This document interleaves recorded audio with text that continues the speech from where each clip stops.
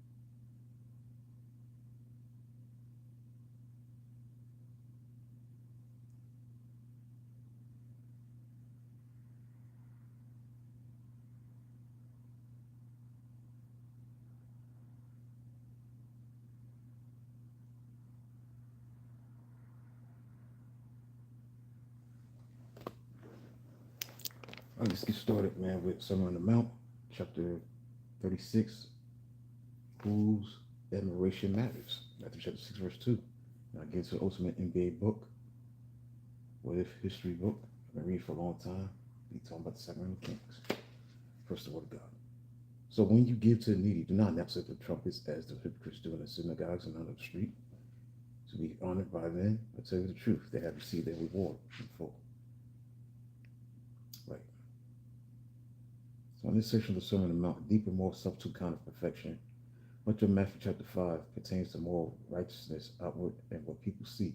But Jesus now turns to religious righteousness inward, what they are not supposed to see. What they are not supposed to see. See, the Pharisees wanted their righteousness to be seen in order to have the praise of people. Jesus telling his followers to be different, keep this righteousness hidden. Why? Because reward in heaven is at stake. So religious righteousness refers sometimes to spirituality, that is, how spiritual or godly you really are. How much communion with God do you have? How well do you really know God? How much do you love him? Do you truly hear from him? How much do you read or pray or read your Bible? The difference between Jesus and the Pharisees can be summed up. Jesus wants spirituality to be before God alone, for our piety to be absolutely in secret. The Pharisees wanted their righteousness and their righteous acts to be seen. After all, said Jesus, everything they do is done to be seen by men. Everything they do is for men to see. On Matthew chapter 23, verse 5. This deeper or subtler perfection Jesus is now requiring is a further example of how Christians are not only to outclass the law, but to surpass the righteousness of the Pharisees and teachers of the law. So, Matthew chapter 6, verse 2. There are 4 assumptions that you and I will be financial givers, which includes giving to the poor. Jesus says, when, not if, and given to the needy. Behind this teaching are Moses' words, give generously to him the needy, and do so without a grudging heart. And because of this, the Lord your God will bless you in all your work and everything you put your hand to. There will always be poor people in the land. Therefore, I command you to be open-handed toward your brothers, the poor. Deuteronomy chapter 15, verse 10 and 11. Jesus also said this, you will always have the poor among you. John chapter 12, verse 8. Moreover, if you need further motivation to give to needy people, remember this. He was kind to the poor than to the Lord. He will reward him for what he has done. The second assumption is that reward for giving is inevitable. Why? Because this is the reward that comes from God. There's a reward that comes from people. If you give to be seen by men, then you forfeit any reward from my Father in heaven. If you give to be seen by men, moreover, you will be rewarded, yes, but that will be the sum total of your reward. Receiving the reward in full means that the pleasure you receive from people known is the only reward there is. There's none to come from God. But the notion of reward is assumed one way or the other. This means it's not a question whether you will be rewarded for giving. The question is who rewards, God or men? The third assumption is in these lines that God sees everything we do. This is a reference to the unconscious presence of God. You may not feel him, but you are in his presence. He's right there looking at all you do. Like it or not, you can't run from God. Where can I go from your spirit? Asked the psalmist. Where can I flee from your presence? If I go up to the heavens, you are there. I mean, up there in the depths, you are there. If I rise the wings on the dawn, if I settle on the far side of the sea, even there your hand will guide me. Your right hand will hold me fast. So that's Psalm 139, verse 7 to 10. So if you give without fanfare, doing so quietly and secretly, your Father who sees what is done in secret will reward you. Matthew chapter 6, verse 4. There's a fourth assumption in these verses that underlies this entire section, whose adoration matters. We must make a choice between the adoration of people and God's honor. As in John chapter 5, verse 44, because how can you believe to accept praise from one another, yet make no effort to obtain the praise that comes from the only God? They love praise from men more than praise from God.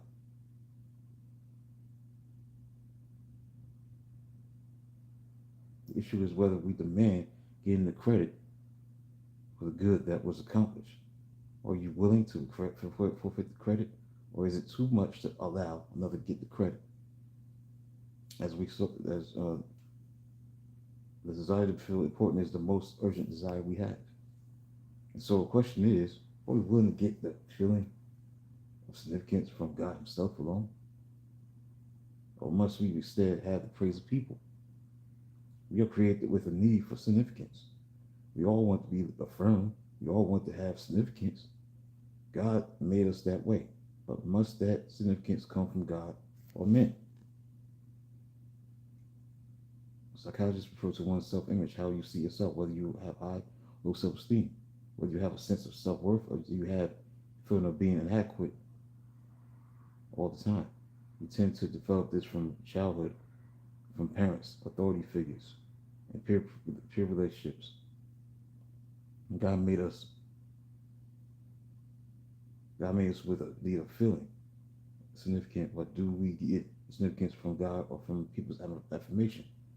If affirmation from people comes despite your effort, sincere effort to receive this praise that comes from God, this is legitimate. It may even be one of the ways God reveals his pleasure with you. But if you deliberately choose to put the praise of people first, then the only reward you get is their praise. If you're not willing to develop an appetite for praise that comes from God, satisfaction is enormous when God gives it. It can come in more than one way. It may come immediately, directly from the Holy Spirit. And God may have someone affirm you to encourage you. But when you were seeking first his kingdom, and someone encouraged you without you manipulating things to make it happen, it is a strong hint that God is pleased with you. But when you live for one thing, the praise of God, Lickstein says good. He has a way of communicating to you his pleasure. It is a wonderful, wonderful feeling to sense that God says, I'm okay. Jesus portrays a character of fitting people who give to be seen. They hire a band to play when they give. So when you get to need, do not announce it with the trumpets as the hypocrites do. Send God's on the streets to be honored by men. He describes those who could not give and keep quiet about it.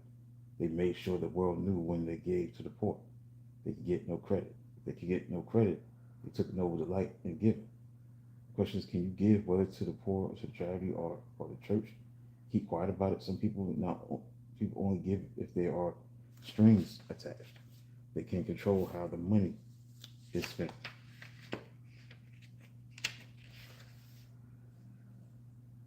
Who, or especially if some sort of recognition is promised. The decision was officially made by the deacons to reject the money. He was using an example I was thinking about at the chapel where a man left a sizable sum of money to the chapel at his death, but with one stipulation that a plaque was put somewhere for everybody to see what we were going to do. The decision was initially made by the deacons to reject the money. Because what disappointed me, according to Arthur Kendall, what disappointed him was that the man died, had sat a good while under my ministry, his own ministry, and he thought that he would know better. It goes to show that people can hear a teaching that week after week and never apply to themselves as they should. It's unsettling to see how vain people can be. It's unsettling to see how vain religious people can be. There are probably those around you whom you admire. Their apparent devotion and godliness.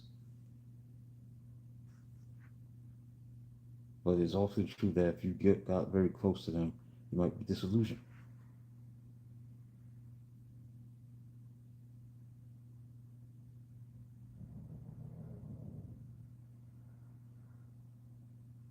There are those we admire perhaps a little bit too much until we get close to them. Everybody admired the Pharisees in Jesus' day. Jesus takes off their mask and points out that their piety was entirely external and synthetic. They were not genuine people. They wanted to be seen. There's no evidence that army bearers literally blew trumpets on their way to the temple. The public fasts were sometimes proclaimed by the sound of trumpets. At such times, prayers for rain were recited in the streets. Some thought that the giving of alms would show the efficacy of the fast. Whatever the idea of tooting your own horn comes from this caricature Jesus paints to describe the Pharisees. There are three kinds of hypocrites. The word hypocrites is a pure Greek word, hypocrites. In the ancient Greek, a hypocrite was an actor. But the first century, the term came to be used for those who play roles and see the world as their stage. Number one who feigns goodness but is actually evil and knows he is being deceptive. That's the first sign of a hypocrite. The second kind of a hypocrite is one who is so carried away by his own acting, deceives himself, being unaware of his own deceit, but not fooling most onlookers. The number three kind of hypocrite is one who deceives himself into thinking he's acting for God's best interest and also deceives onlookers. So in Matthew chapter 6, verse 2, this is their method. The method. They announced their giving with trumpets. They do it in synagogues and the streets. Their motives were narrowed down to one thing: to be seen of men, to love the admiration of men. Everything they do is for men to see. Nobody sees, they will not give. It's not the need they care about. Their focus was on themselves. They make sure they get the credit from below, not from above, for what they do. So whose admiration matters? The people's admiration? The admiration of people meant everything to them. Is what they lived for. Their piety was a charade, all for the glory of man. Take that away, and their motivation evaporates like water under a hot sun. There's an unmistakable irony in all this, that the irony is, instead of Jesus saying that the Pharisees would lose their reward, he said they got it in full. I'll tell you the truth, they have received their reward in full. So do people like this really get a reward? Yes. The reward in full, namely the praise and adoration of men who saw them give. The honor of men is what they wanted. The honor of men is what they got. What they aimed for, they got. What they aimed for, what they got. What they aimed for, they got in full. That's all they will get. I tell you the truth, they forced an oath. I tell you the truth, it's a tantamount to the oath. It had the force of an oath. It's not that Jesus hadn't been telling the truth all along. It merely shows the absolute sense of dismay. God himself registers in heaven when people give with motives like that. Jesus wants to demonstrate that God sees through people like this and rolls up his sleeves as if to swear an oath in wrath. People like that will never get a reward beyond the praise of men in this life. I would hate, Walter Kimball said, he would hate to think God said this about me himself. So as R.C. Kimball wanted to give in a way that guarantees only God knows. The phrase "I tell you the truth" had a double force. It's Jesus' way of saying, mark it down, count it. God swears an oath in two ways, in mercy and in wrath. He swore in mercy with regard to Abraham, who became willing to sacrifice his son, Isaac. God was so pleased with Abraham's obedience. He said, I swear by myself, declares the Lord, that because you have done this and have not withheld your son, your only son, I will surely bless you and make your descendants as the stars in the sky and as the sand on the seashore. It's Genesis chapter 22, verse 16 to 17. When God swore this oath, the content of the promise was no different from what God had said to Abraham previously. Genesis chapter 15, verse 5. But by swearing an oath, they put an end to an all argument. Hebrews chapter 6, verse 16. So it meant that nothing ever will stop his seed from being like the stars in heaven or the sand on the seashore. There were two unchangeable things, the promise and the oath, but the oath gave an infallible assurance. So when Jesus says, I tell you the truth, he's intensifying the promise as if to send a solemn signal to take this word very seriously indeed. So when God swears in wrath, it means that nothing ever will change it. He swore in his wrath that the ancient people of Israel would not enter into his rest. Hebrews chapter 3, verse 11. So he tried to enter after God swore the oath, but they never made it. The oath finalizes the promise and guarantees its fulfillment regardless of circumstances once the oath has been sworn. Therefore, when we made a choice for people to know that we have given, instead of only God knowing, mark it down, says Jesus. They have already got their reward in full. See, I don't want that to happen to me, just according to R.T. Kimball. Ever God sees right through us when we angle for the praise of men and put the average of people of pride to God's approval. But when the praise of people is what we aim for, bullseye, and that sadly becomes our only reward. Receiving the praise that comes from God is worth waiting for. Some ancient times no one has heard, nor ear has perceived, nor ear eye has seen any God besides you, who acts on behalf of those who wait for him. Isaiah chapter 64, 4. Waiting for God's honor and denying man's praise is not easy. Our egos don't die easily. But if we will somehow overcome the need to get our joy from the adoration of frail people and seek God's praise, is an honor worth waiting for indeed. All right, so I'm done. Whose adoration matters? Matthew chapter 6, verse 2. Tomorrow being who gets the credit. We're reading from Matthew chapter 6, verse 3 and 4. But when you give to the needy, do not let your left hand know what your right hand is doing. So that your giving may be in secret, that your Father sees what is done in secret will reward you. That'll be tomorrow. Get stupid credit. All right. Next, Sacramento Kings. Let's go.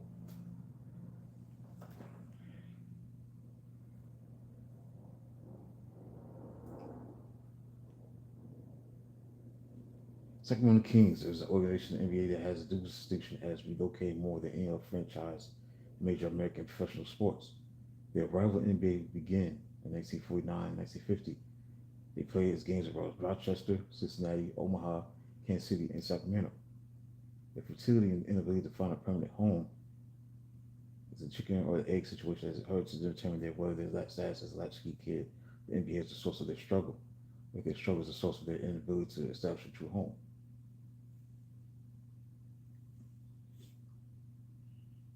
When you look at the Kings, two things should come to mind. The legendary career of Oscar Robertson in the 2000s, early 2000s Sacramento Kings. Robertson became the first and only player to average a triple-double for a season in 1961-62 until Russell Westbrook achieved the mark in 2016 and 17. Again, it's 2017, 18, 2018, 2019. Tony Archibald made his own bit of history, NBA history, as the only player in the history of the NBA to lead the league in scoring and assists in the same season.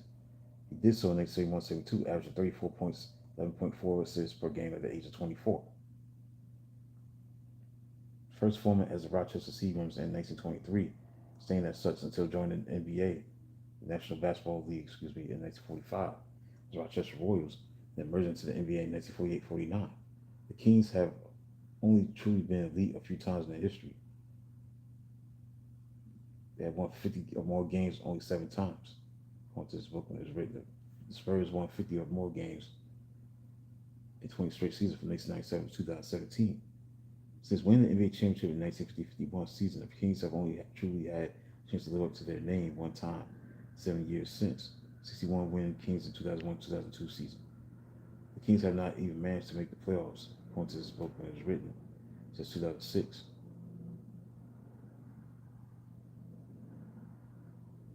So Rochester Royals into the NBA and won the title in 1951.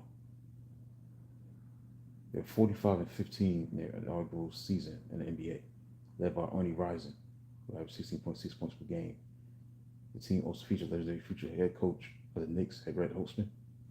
They lost 2-0 in the 1949 BAA Western Division Finals, though to George Mikan and the Minneapolis Lakers. So 1949-50, they went 51-17. They lost in the postseason to the Fort Wayne Pistons.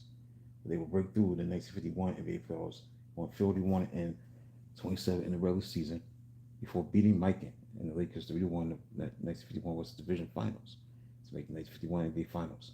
They will face the New York Knicks, led by Max Zalowski, and they won that series.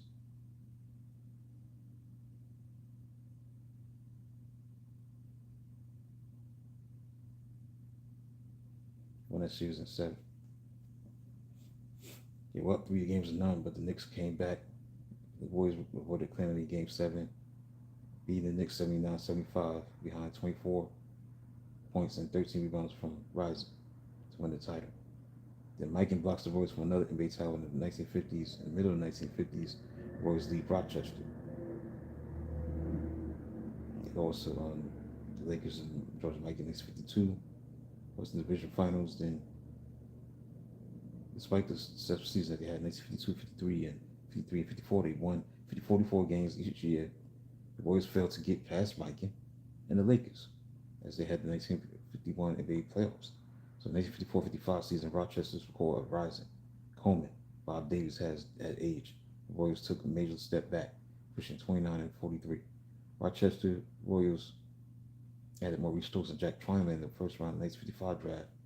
The second and 8th pick, Stokes was an instant star, averaging 16.8 points, 16.3 rebounds, 16.8 points, 16.3 rebounds, 4.9 assists.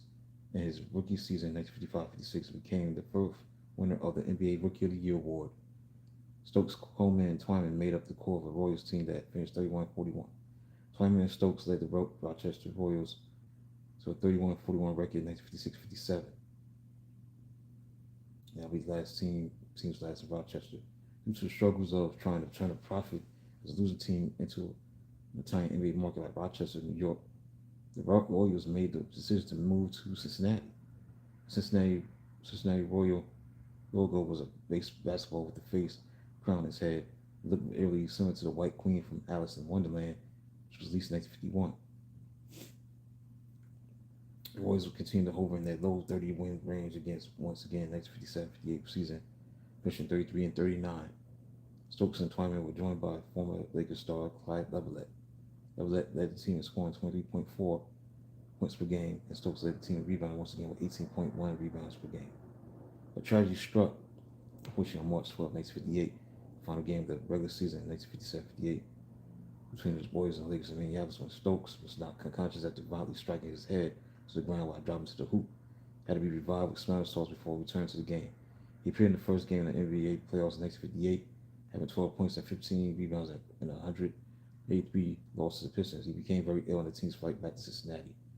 Suffering a severe seizure that would leave him permanently paralyzed, Stokes was diagnosed with a post-traumatic encephalopathy, a brain injury that severely damaged his motor skills, made him unable to speak for years. His teammate Jack Twyman became the legal guardian for Stokes at the tragic accident, visiting Stokes in the hospital on a regular basis, organized a charity exhibition game in 1958 to help pay for Stokes' medical bills.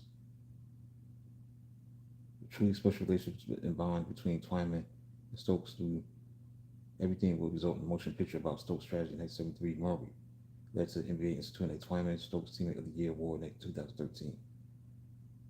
Stokes would show his unrelenting spirit by putting himself through a grueling physical regimen to regain some of the more of his movement, his ability to speak, but passed away aftermath of a heart attack at the age of 36 in 1987. The Warriors dealt Leveillette to the Hawks for Aaron Embry and Jim Palmer in the summer of 1958, another Wyoming team dealing with the emotional hangover of the Stokes strategy would fall into the NBA cellar in 1958-59, finishing 1953, worst record in about 11 games in the NBA. They drafted Bob Boozer in the first pick of the 1959 draft. Despite Twyman having the best season of his Hall of Fame career, 1959-60, with 31.2 points per game, Cincinnati finished in last place in the NBA again. 1959-60 as 1956 will earn them the top pick in the NBA once again. 1960, this time they will select one of the greatest players in NBA history, the one and only University of Cincinnati star Oscar Robertson. He was truly ahead of his time, powerful, athletic, 6'5" point guard that could do a little bit of everything on the court, ushering a new age of revolutionary basketball in the 1960s, along with Wilt Chamberlain, Bill Russell, Jerry West, and Elgin Baylor. Robertson won NBA Rookie of the Year for the 1961 season, averaging 30.5 points, 10.1 rebounds, 9.7 assists, won an NBA All-Star MVP. The Warriors would improve to 33-46. He was Mr. Triple-Double, and the Warriors can't get over the hump in the 1960s, unfortunately. The 1961-62 season was a memorable season for Robertson. He became the first player in NBA history to average a triple-double for a season, 3.8 points, 12.5 rebounds, 1.4 assists per game. He didn't even win an MVP award. Here's how the voting turned out. Russell averaged 18.9 points, 23.9 rebounds per game. Wilt Chamberlain averaged 50.4 points, 25.7 points, rebounds a game. Oscar Robertson averaged 30.8 points, 12.5 rebounds, 11.4 assists per game. And Elgin Baylor averaged 38.3 points, 18.6 rebounds a game. Celtics finished the season 60-20, beat Baylor and the Lakers in 7 games in a classic NBA Finals matchup in 1962. Wilt Chamberlain's 50.4 points per game is the highest in NBA history. Like it stand forever, 25.7 rebounds per game, the highest in NBA history. Baylor averaged 38.3 points per game, the third highest scoring average for the season in NBA history. Baylor only played 44 games that season because he was also in the Army Reserves. Oscar Robertson's triple-double average in 1961-62 remains a seemingly untouchable feat until Russell Westbrook achieved it in 2016-2017 season. Robertson will record an incredible 41 triple-doubles that season. His most impressive performance was against the Hawks Robinson. On February 10th, 1962, he had 32 points, 21 rebounds, 16 assists, and a 134, 118 win over the Hawks. Despite Robinson's averaging a triple-double in the first round of 1962 NBA players as well, 28, 11, 11, the Royals lost to the Pistons 40, after 43-37 record. So he will draft Jerry Lucas, the sixth pick of the 1962 NBA draft. Lucas was a collegiate star at Ohio State. Won a gold medal for the 1960 Olympic team in summer games.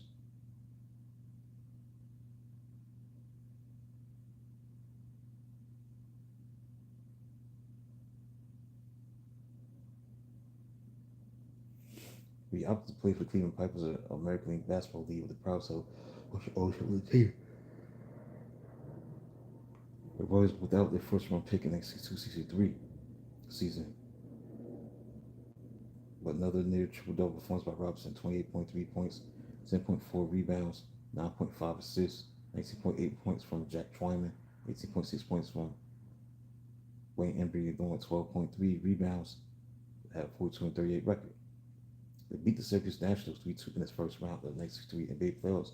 Robinson had 32 points, 19 rebounds, and 13 assists, and knelt by in Game 5 as the Royals won 131-127 in overtime on the road. 1963 Eastern Division Finals featured the Royals and mighty Celtics, winners of 5 of the previous 6 NBA championships. That shows how no great Robinson was. They couldn't get past the Celtics. The Celtics won in 7 games. Despite 43.6 rebounds, 6 assists from Oscar Robertson, shooting 21 for 22 shooting. Sam Jones had his best game of his career, 47 points, and Boston was able to return to the NBA Finals for the 7th straight season, winning 142-131. That's close to Robinson and the Royals would get to the finals.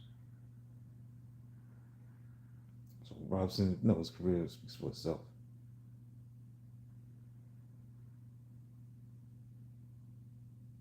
So the Cleveland Pipers were folded.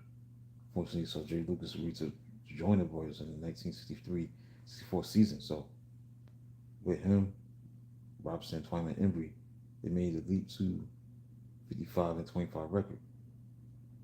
And Oscar Robertson won the lone MVP. NBA All-Stars were Lucas and Embry. Lucas averaged 17.7 points, 17.4 rebounds. Embry averaged 17.3 points and 11.6 rebounds. Lucas won NBA Rookie of the Year for the 1963-64 season. And the Cincinnati Royals, the 1963-64 season, might be the only team in history to have a league MVP and a Rookie of the Year in the same season. But they lost to the Celtics in the playoffs in 1964. The 1964-65 season comes around. They lost to the 76ers. Same thing, lost in the first round of the following season. Just couldn't get over the hump.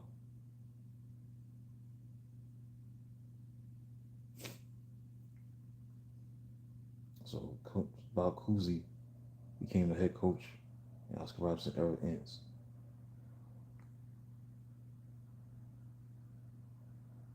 So the 1969-70 season, Bob Cousy took over as head coach, as a player coach. They served in appearing in 41 games for the Royals that season. Robertson averaged 25.3 points, 8.1 assists, 6.1 rebounds. Tom Van Arsdale was an NBA All-Star as well, averaging 22.8 points per game.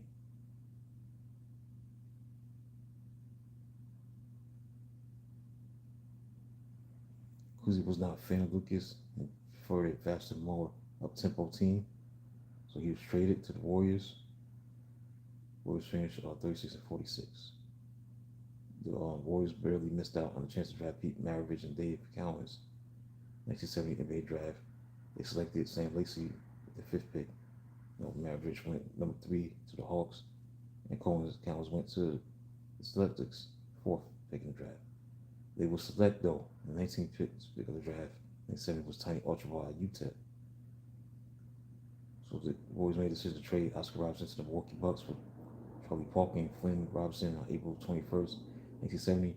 Robinson did not want out of Cincinnati, still hurt and upset about the trade to this day. Rumor has it that Cousy was jealous of the attention Robinson got the organization. The trade ended up being a blessing for Robinson, though, as he got to team up with Kareem Abdul-Jabbar in Milwaukee. for half a decade and won the NBA title in 1971. This tells us about also how Oscar Robertson was the NBA's original activist. He grew up in housing projects segregated in Indianapolis. Went to Christmas Addicts High School, all black high school.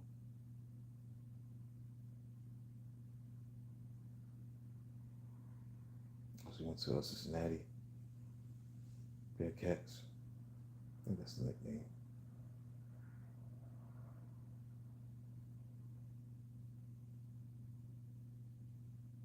Became the first black head of any professional sports players union. 1965 became the name and plaintiff for the players union. Players sued against the NBA for unfair business practices. With no semblance of free agency at the time, teams being granted compensation any time the player left the team whose contract was up. Filed an antitrust lawsuit against the NBA in 1970. Sat in front of a Senate subcommittee a few months after winning his NBA title in 1971 to plead his case on behalf of NBA players. He sought to start the NBA merger, an option clause that bound the player to an NBA franchise in perpetuity, and any restrictions on free agent signings seek damages for past harm and financial damages as a result of the NBA's unjust system. The merger of the two leagues was delayed all the way to 1976. But Robertson's suit testimony and bravery to speak out as a black athlete at the time that was even more frowned upon in an overt way than it is today. Paved the way for the free agency and the rights of players of color in the NBA today.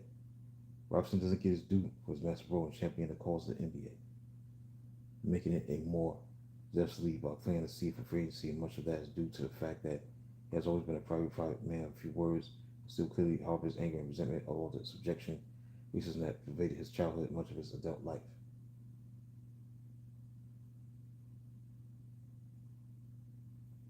The Warriors became the Kings, struggled in the 70s. Rashad was a superstar right away in 1972, averaging 28.2 points a game. Age 23, 9.2 assists, but he still went 30 and 52 to make it to the playoffs. The 72-73 season was a magical one for Archibald. He became the first, still only player to be recognized as scoring assist leader, averaging 34 points and 11.4 assists. They still was 36 and 46 despite that. The Kings selected in the 1973 NBA draft. 20th pick was future NBA head coach Mike D'Antoni. Archibald missed 47 games in the 73-74 season. Jimmy Walker was the leading scorer, 19.8 points per game. He led the team, but they was 33 and 49. He made it to the playoffs in 1975 as Archibald was healthy, but they lost to the Bulls in 75. In 75 Western Conference semifinals, 4 games to 2. They was 31 and 51. So they became the Kansas City Kings.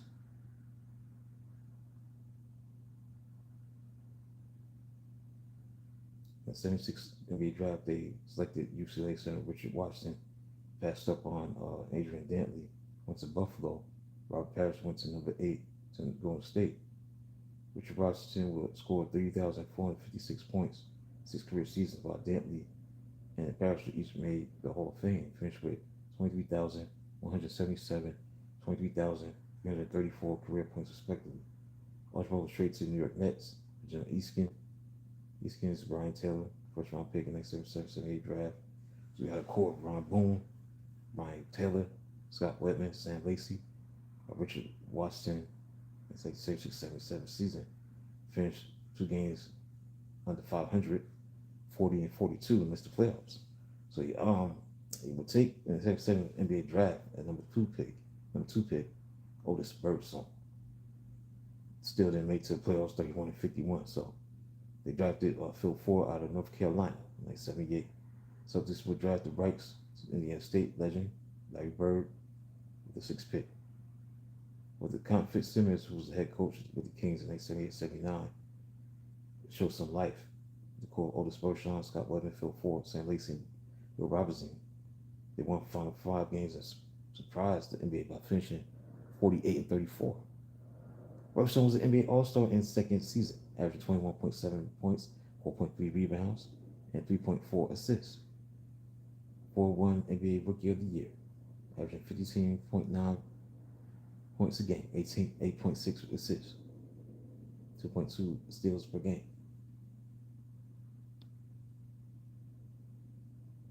They were eliminated by the Suns once again in the first round, like they did the previous year. 79, 78, 79 season, 79, 80 season, lost to the Suns. They make a Cinderella run, 1981 NBA playoffs, Otis Spurs song, averaged 24.6 points a game, 3.6 rebounds, 3.3 assists. It became the first player in the organization to make an NBA All-NBA team since Oscar Robertson did it in his final season with the Warriors in 1969-70. Wetman averaged 19 points and averaged 17.5 points a game, 8.8 assists a game. Raised for postseason again. Wetman and Birdsong averaged a combined 52.7 points in the Kings' first round series against the Blazers as the Kings pulled off a 2-1 series upset, beating the Blazers in both games in Portland. 1981 Western Conference semifinals featured the Kings and their recent nemesis, the top seeded 57-25 Phoenix Suns.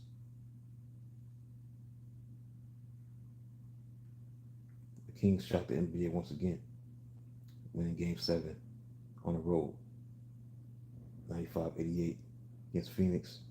Finish off one of the more underrated postseason upsets in the history of the NBA.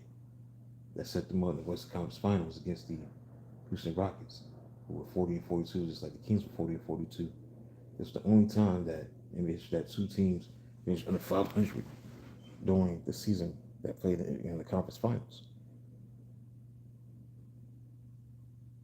They lost in 5 games to Moses Malone. It was just too much for the Kings to overcome. So they had a great run. Then they entered the rest of the decade, mediocrity, just terrible. I'm going to go over it in detail. The 84, they did get into the playoffs, but they got swept by the Lakers, and no surprise there. So he moved to Sacramento in 1985. They whiffed on the first pick in 1989.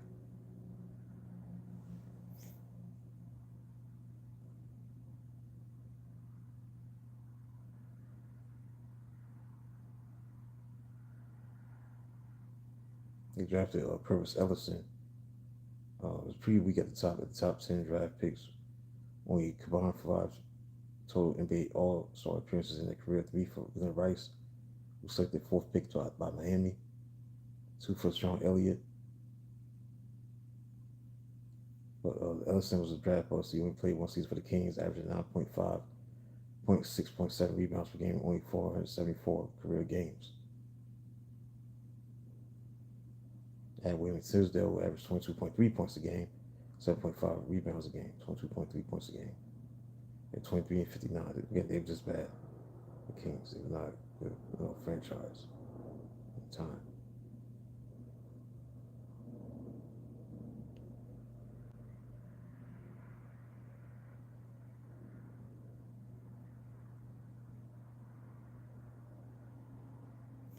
Made to players 95-96 season.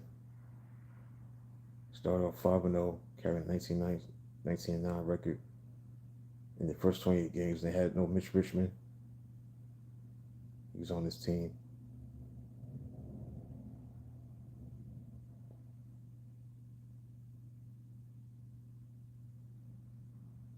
The reason why that happened for Richmond is because the Kings had the number 3 pick in the draft. They selected Billy Owens out of Syracuse, and they traded him to go to state for Mitch Richmond. So that was a good trade because that resulted in them going to the playoffs for the first time in franchise history in Sacramento. 95-96, 39-43, but they lost to the Seattle Seahawks, Seattle Supersonics. They won in 4 games, no surprise there.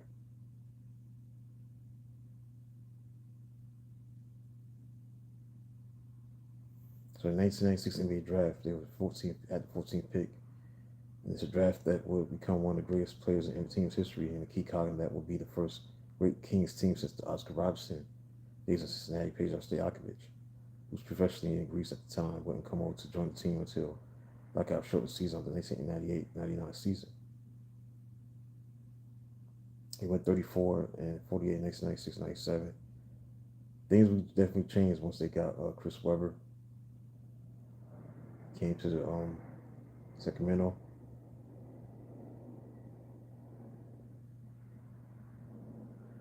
Richmond era after 6 straight NBA All-Star appearances traded him and Otis Thorpe to the Washington Bullets for disgruntled star #1 pick Chris Webber. And also he drafted Jason Williams out of Florida. So they're back to being like a big time, franchise again. This time Sacramento. So, in 1999 shortened season, the core of Chris Webber, Peja Stojakovic, drafted Jason Williams and Vlade Divac, John Barry, and Vernon Maxwell. Rick Allen as the new head coach, they was able to get to the playoffs 27-23. They won 10 of the final 11 games. Webber averaged 20 points per game, 13 rebounds a game, 4.1 assists a game, 2.1 blocks a game. And Williams was an all-rookie team, 12.8 points a game, 6 assists, 1.9 steals per game. They faced the veteran team in Utah Jazz with Karl Malone and John Stockton. The series went 5 games. I believe it did. It go 5 games. Yes, it did. I believe it did. Yes, it did. Went 5 games, and Utah won. Outscoring the Kings 11-4 to win the game and the series and in the season in 5 games. Well, it was a core that was going to lead to great success for Sacramento. There was going to be a team that's going to be a contender in the future. So Williams, Divac, Anderson, Stojakovic, Williamson, obviously Webber in the 1999-2000 season. They faced the Lakers, Kobe and Shaq in 2000. Took the Lakers to 5 games, but lost in 5 games, unfortunately. It was 113-86. Shaq had 32 points and 18 rebounds. Then they become a true contender in 2001.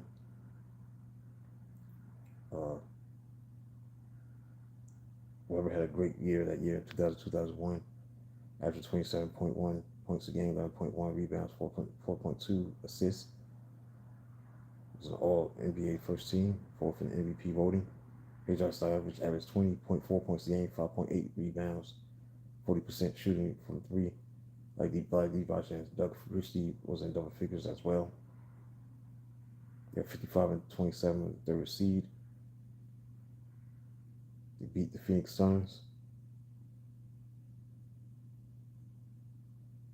in 4 games, and they faced the Lakers in a rematch.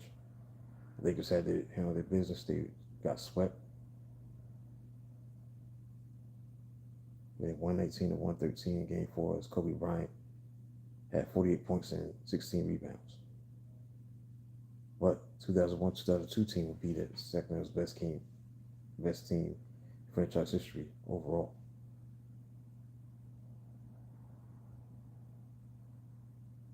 So they got Mike Bibby and Brent Price, because they retooled, they traded Jason Williams and Nick Anderson to the Grizzlies, transferred #2 pick. In 1998, NBA drafted Mike Bibby and Brent Price. Also drafted Gerald Wallace out of Alabama, so this team was stacked. His IQ, full general ability of Bibby was a component piece of the puzzle that should have led to a championship. So you got Webber, you got Bibby, Peja, Doug Christie, Bobby Jackson, Hito Turkoglu, and Scott Pollard. They started to a 29 start. They finished the season overall with a 61-21 record. They won 11 straight games at the end of March. They had the best record in NBA in franchise history. So they were due to win a championship. Their brand of basketball and their ball movement, floor spacing was definitely a breath of fresh air. The way they played the game. Spread out, free-flowing offense predicated on ball movement, player movement, three-point shooting, future big men who can handle and pass the ball, like Chris Webber and Vlade Divac, were the precursors to what Steve Nash would do with the Suns, the dynasty that Golden State Warriors will have in 2010s, the general style of 90% of NBA organizations today. So look at that team, the Sacramento Kings team in 2001, 2002 team were very, very influential on what the other teams that would come after them would do. Kind of like a copycat thing.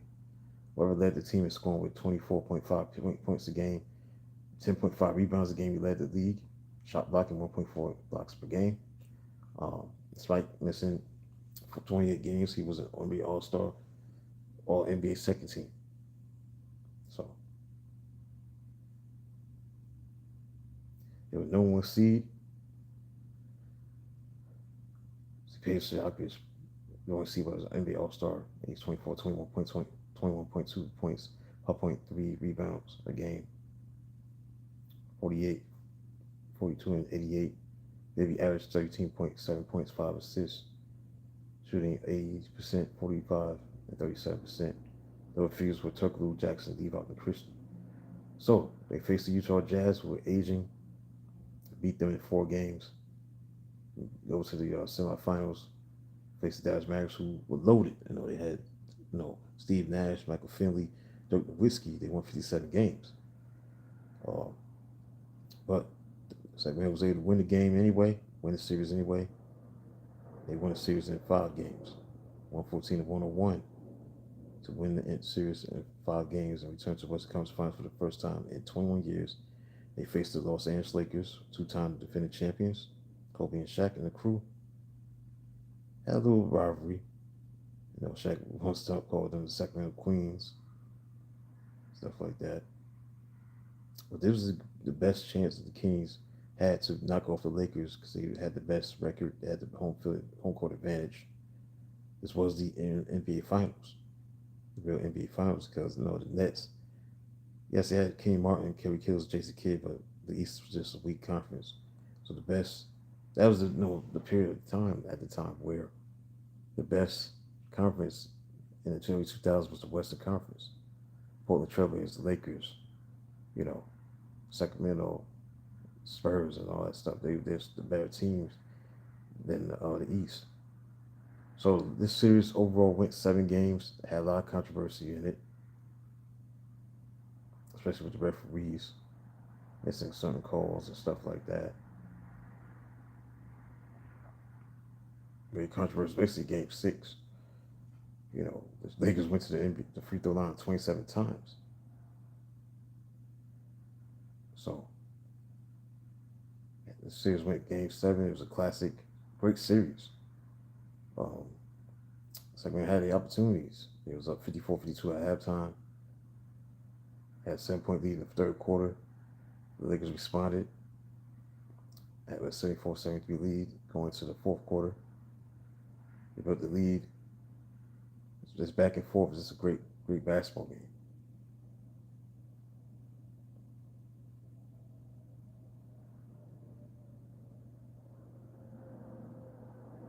The Lakers able to prevail, winning 112 to 106 to advance to the finals. That was a great, great Game 7.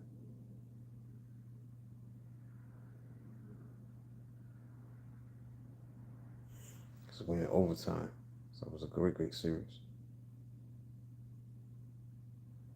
But it wasn't without controversy because that Game 6, Tim Donaghy filed a court document alleging that the Game 6 of the 2002 Western Conference Finals was fixed by 2 referees. So it had some controversy. The statement said, learned from referee A that referees A and F want to extend the series to 7 games. Tim knew referees A and F to be company men, always acting in the interest of the NBA that night. It was in the interest to add another game to the series. So it had some controversy in it.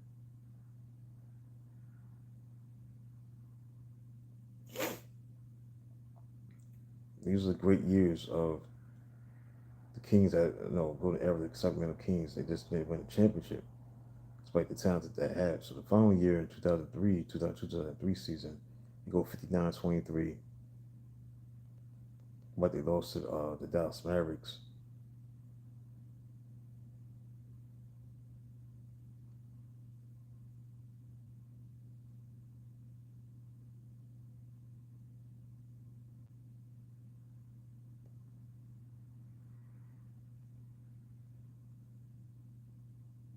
They lost to the Mavericks in 7 games. 13 weeks had 30 points and 13 rebounds. The final season, same thing. They had a great season, 55-27, fourth seed, but they didn't get to the finals. They lost to the Minnesota Timberwolves. I believe that series went 7 games. It did, yes, 7 games. Garnett had 32 points, 21 rebounds, 5 blocks, 4 steals. They won 83-80. Then on February 23rd, 2005, they traded Chris Webber to the 76ers for Kenny Thomas. Of course, we were saying Brian Skinner. So he dealt Webber. Also, they dealt Chrissy to the Magic and for Katino Mobley. 2005. So this team was definitely making changes. And rightly so. They had the opportunities at that time to win championships. So it's that 2002 team.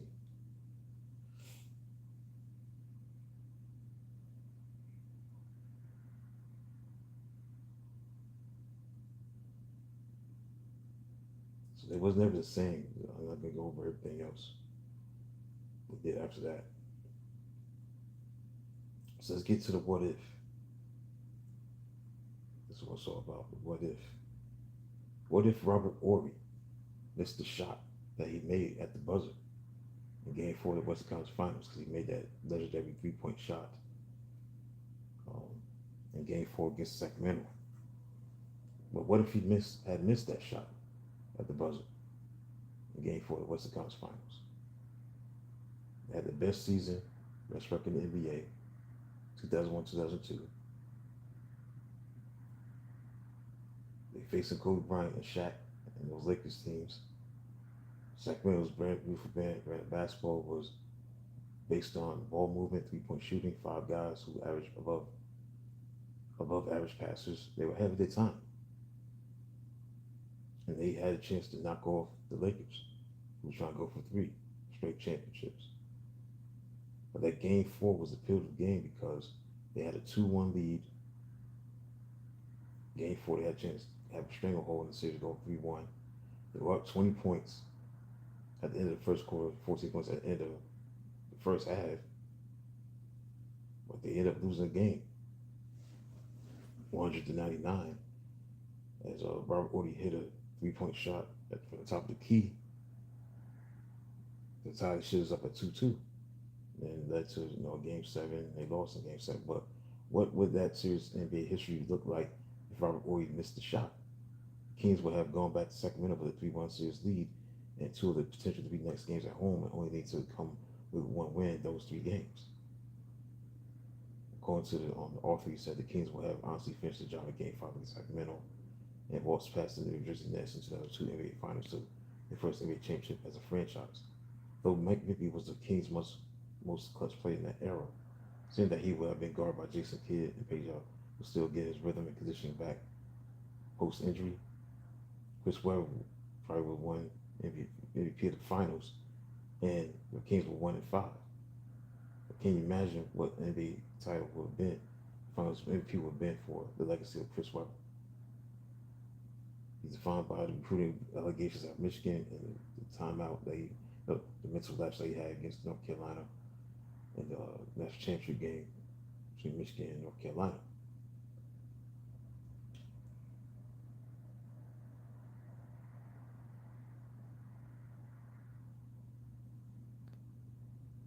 Because if the Kings win that championship in 2002, the Nash era Suns are truly the only great team of the decade to never win an NBA title, making them the clear-cut choice as the best team to never win an NBA title in many people's minds.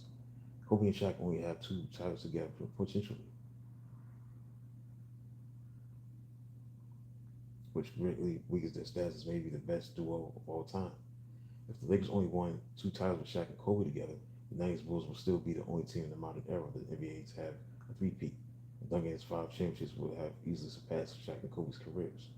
The Celtics will still also have the all-time lead at the moment for NBA titles as a franchise, not to retire with the Lakers at 17. Because of Webber's injury in 2003, the Kings wouldn't have had the ammo to repeat in 2003, like it never come close to a title again, as was the case in reality. alternate reality where Big Shot Bob doesn't drive a knife to the hearts of all kings and non-thinking fans of Game 4, Western Conference Finals, and the almost universally adored Kings of the early 2000s are NBA champions. So here's the alternate universe scenarios and outcomes of the Sacramento Kings. Number one, the Kings win the NBA championship in 2002. Chris Webber wins the NBA MVP award in the finals.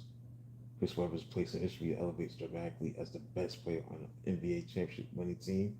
He's a first ballot Hall of Famer and top 25 all time. Number three, the Lakers never have a three-peat in the early 2000s, only winning 2 NBA championships with Shaq and Kobe. The Nash era Phoenix Suns stand out as the only great team in NBA history. Only great NBA team of the 2000s have never won an NBA title. The 90s Bulls are still the only NBA team to win 3 straight championships since the Celtics in the 1960s. The Celtics have the most NBA titles in league history with 17 by themselves, as the Lakers have 16 NBA titles. All right, so I'm done. I'll be back tomorrow for San Antonio Spurs. Look at their history of their franchise.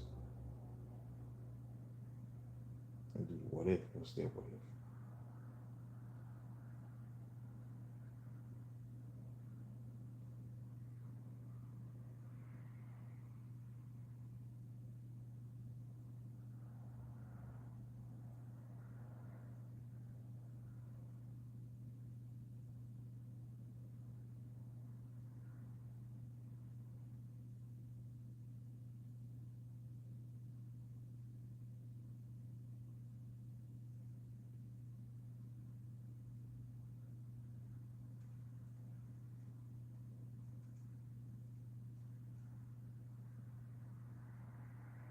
What if Ray Allen misses at the end of Game 6 in 2013 NBA Finals? That's a good one.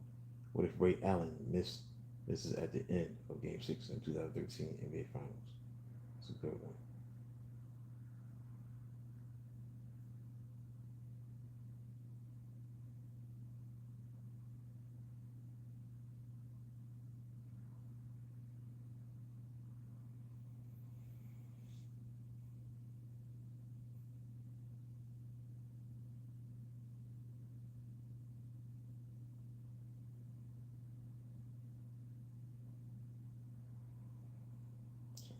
So that's it, man, for today. We enjoyed the Surrender Mount book, chapter 37. That was chapter 36. Whose Admiration Matters. Surrender Mount book. And San Antonio Spurs. Excuse me, Sacramento Kings. The San Antonio Spurs tomorrow. Talk about that. In chapter 37.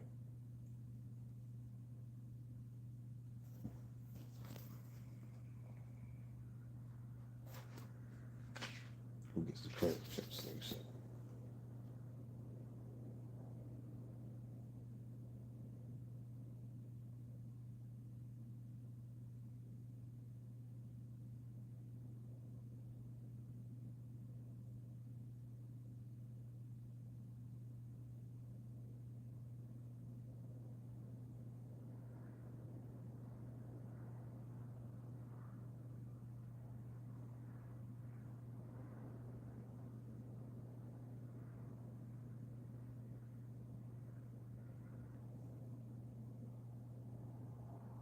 So then talk.